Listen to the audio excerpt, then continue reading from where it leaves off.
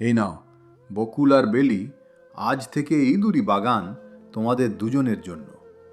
বকুল, এই পশ্চিমের বাগানটা তোমার, আর বেলি পূর্বের দিকেরটা তোমার। এখন থেকে তোমরা নিজেদের মতো করে রকমারি ফুল চাষ করবে, যত্ন নেবে, আর দেখবে কে বেশি ফুল উৎপাদন করে বেশি লাভ করতে পারে। যেই বউ ভালো ফুল চাষ করে বেশি লাভ করতে পারবে, তার জন্য আমার পক্ষ থেকে থাকবে এক বিশেষ উপহার। তুমি এসব নিয়ে একদম চিন্তা করো না রতন। দেখবে আমি সবচেয়ে বেশি লাভবান হতে পারবো। ফুল চাষ তো আমার হাতে। আমি জানি কিভাবে গোলাপের ডাল কাটতে হয়, কখন সার দিতে হয়, আর কিভাবে পোকামাকড় তাড়াতে হয় সব জানি। আমার বাগানে সবচেয়ে সুন্দর ফুল ফুটবে। আচ্ছা, দেখা যাবে কে বেশি লাভ করতে পারে। আমিও ফুল চাষ করতে জানি, শুধু জানি না, বরং আমার নিজের কিছু নতুন কৌশলও আছে। বিশেষ করে গাঁদা আর রজনীগন্ধার যত্ন আমি কিভাবে নিতে হয় ভালোই বুঝি। ব্যাস, তাহলে জমে গেল। এবার দেখি কে বেশি লাভবান হতে পারে। বেলি, তুমি কি বাগানেই আছো? হ্যাঁ গো, এই তো কাজ করছি। শোনো বেলি, আমি জানি তোমার ফুল চাষের অভিজ্ঞতা কম, কিন্তু প্রতিযোগিতায় তোমাকেও ভালো করতে হবে। তাই আমি চাই তুমি একটু বুঝে শুনে কাজ করো। ঠিক বলছো গো। আমি তো সত্যি সব ফুলের চাষ বুঝি না। তুমি বলো কিভাবে শুরু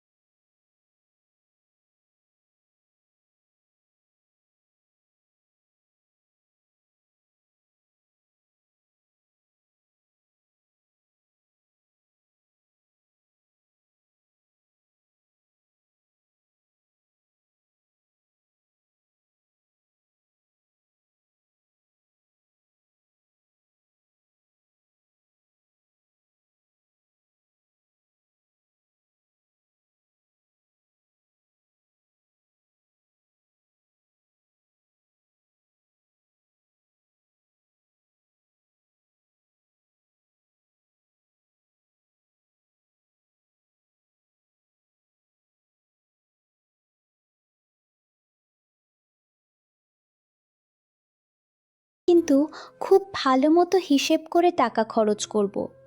আমি গ্রামের বাজারে গিয়ে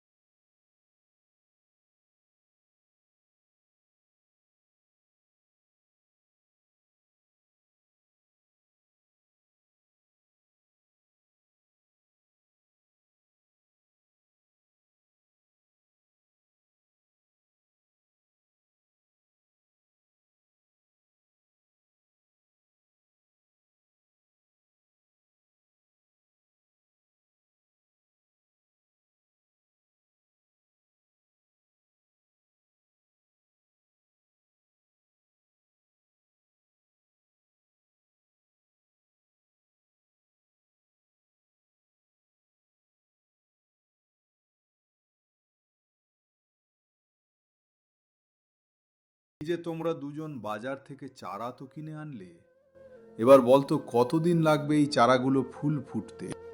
আমি তো দোকানদারের সাথে ভালো করে কথা বলেছি। সে বলল যে আমার রজনীগন্ধা আর গাঁদা ফুলগুলো প্রায় 2 মাসের মধ্যে তোলার উপযুক্ত হয়ে যাবে। আমার দোকানদারও বলেছে 3 মাসের মতো লাগবে, তবে সঠিকভাবে যত্ন না দিলে হয়তো আরো সময় লাগতে পারে। হ্যাঁ, ঠিকই বলেছ বেলি। ফুলকে প্রতিদিন ঠিকঠাক যত্ন নিতে হবে, তাহলে তাড়াতাড়ি ফুল ফুটবে। যদি সার কম দাও তাহলে ফুলের রং আর আকার ছোট হবে। আমি তো জৈব সার আর নিম তেল কিনেছি, আর প্রতিদিন সকালে বাগানের আগাছা পরিষ্কার করি। আমার তো পুরো 2000 টাকা প্রায় চারা কিনতেই লেগে গেছে, তাই ভালো সারের জন্য বেশি খরচ করতে পারিনি। তবে আমি বাড়ির সবজির খোসা আর চায়ের পাতা দিয়ে সার তৈরি করে ব্যবহার করব। বাহ, তোমরা দুজনেই ভালো চিন্তা করেছ। বকুল দামি চারা কিনতে পারেনি, কিন্তু জৈব উপায়ে যত্ন করছে।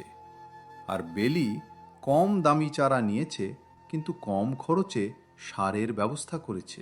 আমি নিশ্চিত আমার বাগানের ফুলই আগে ফুটবে, কারণ আমি নিয়মিত জৈব সার দিচ্ছি। হু, এইটা হোপ ভালো। আর এই ব্যাপারটা অনেক গুরুত্বপূর্ণ।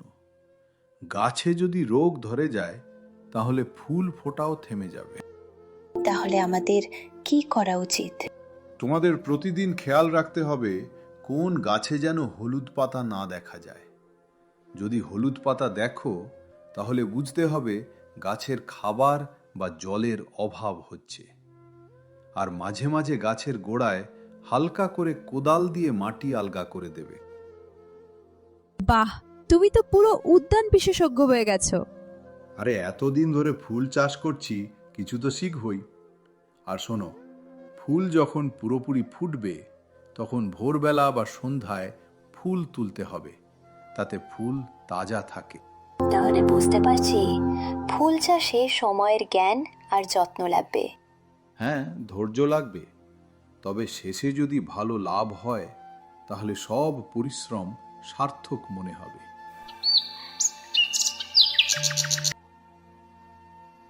শোনো বেলি, আমার বাগানের গোলাপের পাতা কেমন যেন ফুটো ফুটো হয়ে যাচ্ছে, আর ডালিয়ার কুড়িগুলো শুকিয়ে যাচ্ছে। আমি দেখলাম কয়েকটা গাছে ছোট ছোট কালো পোকা ঘোরাফেরা করছে। এইভাবে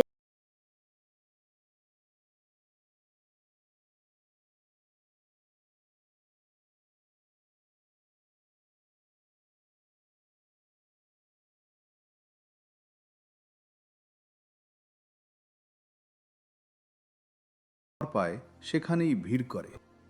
তাহলে এখন আমরা কি করব?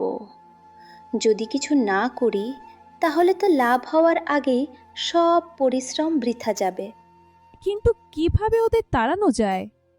এই পোকামাকড় তাড়ানোর ব্যবস্থা করতে হবে, না হলে সত্যি ফুল বাঁচানো কঠিন হয়ে যাবে।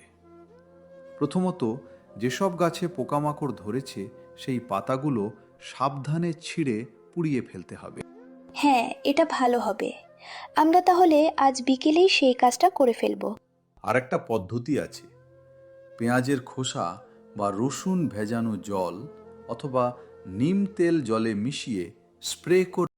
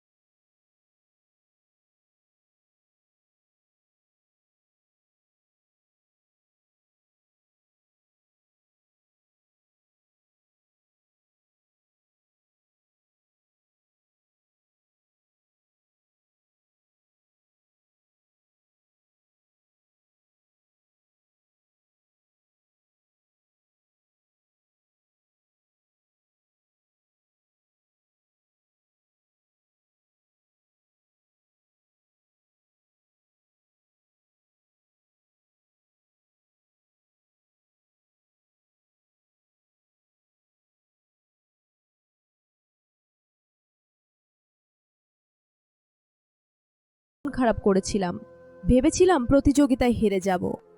আরে বউ, হার জিতের চেয়ে বড় কথা হলো তোমরা দুজনেই তো কষ্ট করেছো, সুন্দর ফুল ফুটিয়েছো। তাছাড়া সংসারে সবাই যদি একসাথে চলতে না পারি তাহলে কেমন হবে বলো? হ্যাঁ গো, আজকের শিক্ষা কি জানো? একে অপরের কষ্ট আর শ্রমকে সম্মান করতে হবে, তাহলেই জীবনে আসল সুখ আসে। বন্ধুরা, আজকের গল্পটি তোমাদের কেমন লেগেছে? বকুলের মতো তোমরাও কি সবাইকে সাহায্য করতে ভালোবাসো? জলদি কমেন্ট করে আমাদের জানিয়ে দাও। আর গল্পটি ভালো লাগলে কিন্তু একটা লাইক আর চ্যানেলটি সাবস্ক্রাইব করতে একদম ভুলো না যেন। দেখা হচ্ছে পরের নতুন কোনো গল্পে। টাটা।